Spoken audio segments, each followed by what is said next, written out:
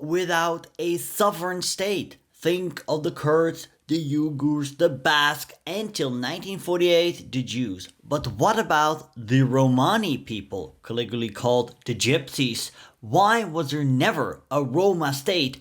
Ideas did exist though. Keep watching.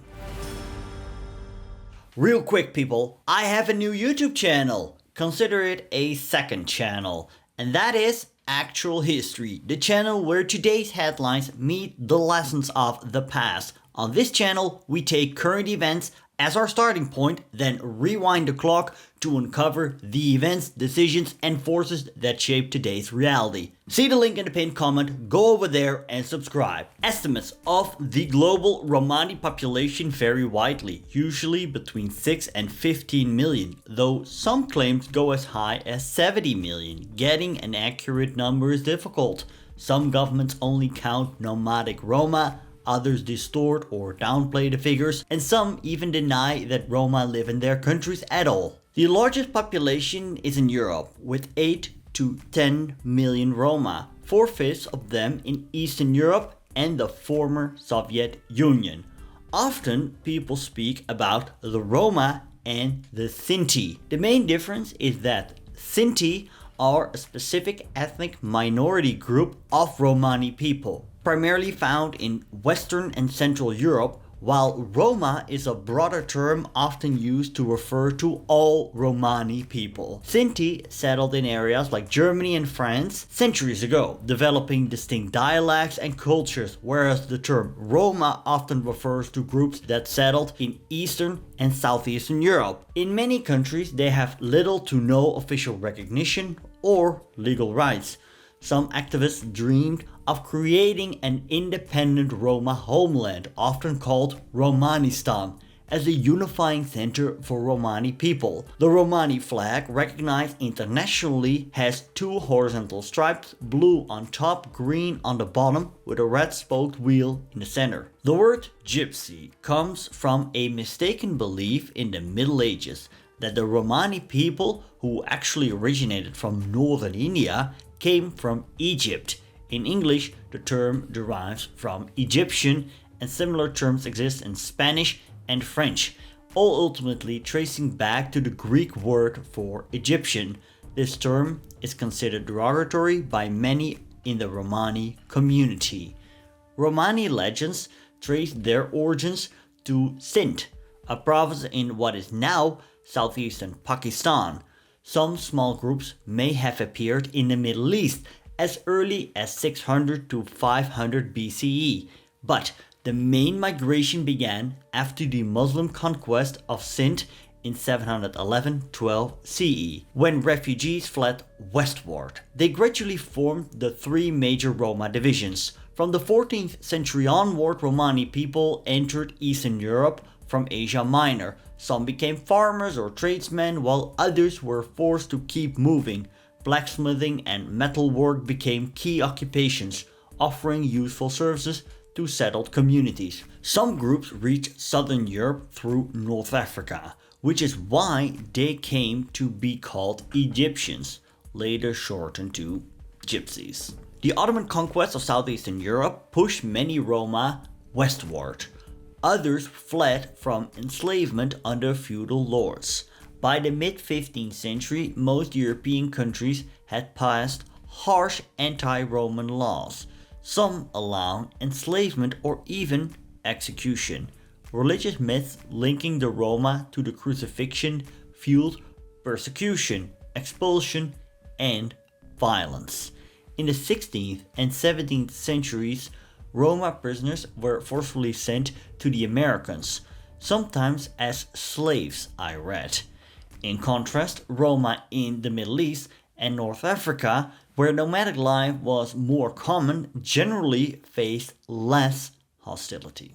In the 18th and 19th centuries, European states treated Roma much like Jews, subject to taxes, discrimination, and religious restrictions. Some of the laws were repealed in the late 19th century, and migration to North America offered an escape for many. But after World War I, new waves of restrictions appeared in Western Europe. By 1933, when the Nazis came to power, German law already imposed many anti-Roma measures. The Nazis considered the Roma Asiatic and began escalating persecution. In 1936, the first 400 Roma were imprisoned at Dachau. By 1940, thousands were being deported to camps in occupied Poland.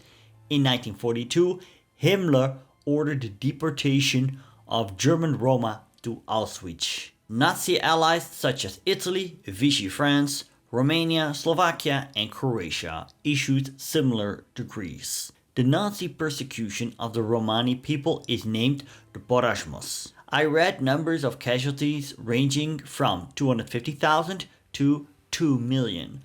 Roma survivors were not called to testify at the Nuremberg trials, and many were left stateless, denied compensation by West Germany. European governments have often denied Roma a rightful place in society, pushing them out of towns, cities, and even entire countries. In 2013, for example, a French official declared that the Romani migrants should return to their homeland, ignoring the fact that no such homeland exists. After World War II, Roma communities began organizing more actively to protect themselves. In the early 1950s, Romani leaders appealed to the United Nations for a homeland, sometimes called a Romani Israel or Romanistan. This petition was rejected. These were not the only ones that had such ideas. The Soviets, Josip Broz Tito, the leader of Socialist Yugoslavia, as well as the Party for the Complete Emancipation of Roma from North Macedonia, had ideas.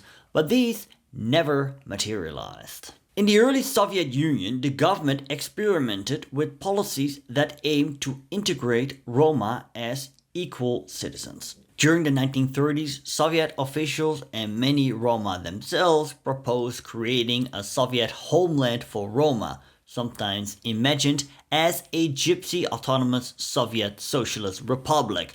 Hundreds of Romani citizens petitioned Moscow for such a homeland, hoping it would secure their integration into Soviet society. In 1936, the chairman of the Soviet nationalities even praised the idea publicly. The homeland was never created. Instead, the Soviet state tried to settle Roma on collective farms, believing this would transform nomadic gypsies into productive Soviet citizens. Around 50 Romani collective farms were founded across the USSR between the late 1920s and early 1930s. Many failed, but some succeeded, especially where Roma were already used to farming. These farms integrated Roma families into Soviet economic and cultural life, and Roma leaders used them as leverage to lobby for greater state support, including demands for a national territory. Plans for an autonomous Romani region briefly gained momentum in 1935-36, with potential locations identified in places like the Gorky region, today Nizhny Novgorod, and western Siberia. But just as the project seemed close to reality, it was abandoned. Instead, Moscow focused on strengthening the collective farms. Officials feared the costs of creating a new region from scratch, and the failure of Birobidzhan, the Jewish autonomous region, made them wary of repeating the experiment. The map of the Soviet Union was never reconfigured to include a Gypsy autonomous Soviet Socialist Republic, nor a Gypsy autonomous region, nor even a so-called special Gypsy territory. Yet this was not so for the want of trying. Plans for the compact settlement of Romani nomads were once again limited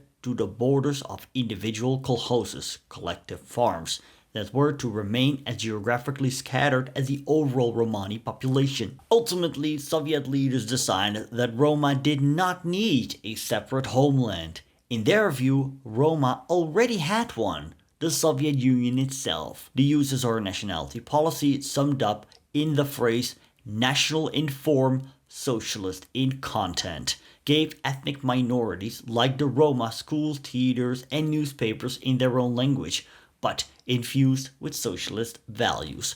While Roma were still burdened by racist stereotypes and heavy-handed policies, the Soviet approach insisted that they belonged as Soviet citizens. The dream of a Soviet Gypsy homeland never came true, yet the attempt to imagine one and the policies that surrounded it highlight a very different version of Romani belonging compared to the rejection they faced elsewhere in Europe. If you want to learn about the failed Jewish autonomous oblast in eastern Russia, click here. Don't forget to check out Actual History, my second channel.